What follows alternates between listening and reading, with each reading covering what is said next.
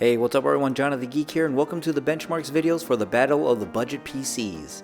In this video I'm going to be benchmarking nearly two identical systems. At the heart of these systems, the AMD rig is rocking an MSI B350 Pro motherboard paired with a Ryzen 3 1200 CPU and a RX 460 4GB graphics card. The Intel system is rocking the MSI B250 Pro motherboard paired with an Intel 4560 CPU and a 1050 Ti 4GB graphics card. Everything else is identical. Same hard drive, power supply, RAM, and case. Many of you can already tell which system is going to win in the gaming benchmarks, but maybe some other results and thoughts will get you to consider one over the other. If you want to see part of the build process, I did a time-lapse case swap of these systems in another video linked in the description. That has more detail as to the parts, but just know that I've kept everything identical as much as possible. So without further ado, here are the results. As you can see, it's no surprise that the Intel system with the 1050 Ti in it beats out the AMD RX 460. The 2 cores and 2-threaded CPU doesn't hold back the 1050 Ti's enough for the true 4-core Ryzen 3 1200 and the RX 460 to catch up to it. Even with the Vulkan API in Doom, the RX 460 could not catch up to the 1050 Ti.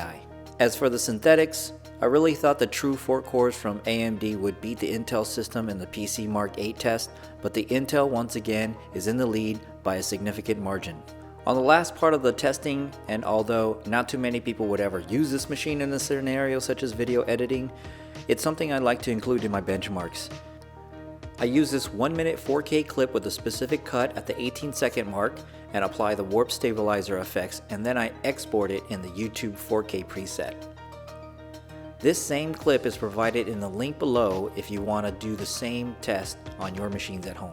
On the warp stabilizing test, the Intel system beats AMD, but on the export, AMD wins by a good amount thanks to the true 4 cores.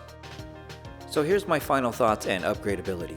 With both these systems being around $500 to $600, the clear choice would be to get either of the systems and stick a 1050 Ti in it. If you want the best of both worlds, go with the AMD system and replace that RX 460 with the 1050 Ti. So then what about an upgrade path? Well, here's my advice. First, upgrade the power supply to 600 watts. You can find those for around $30 to $40 on sale sometimes. Yes, that's right, $30 to $40 for a 600 watt power supply, a decent one, either from EVGA or Seasonic. Then get a 1060 from NVIDIA, and this is for whatever system you decide to go with, whether it be the Intel or the AMD system.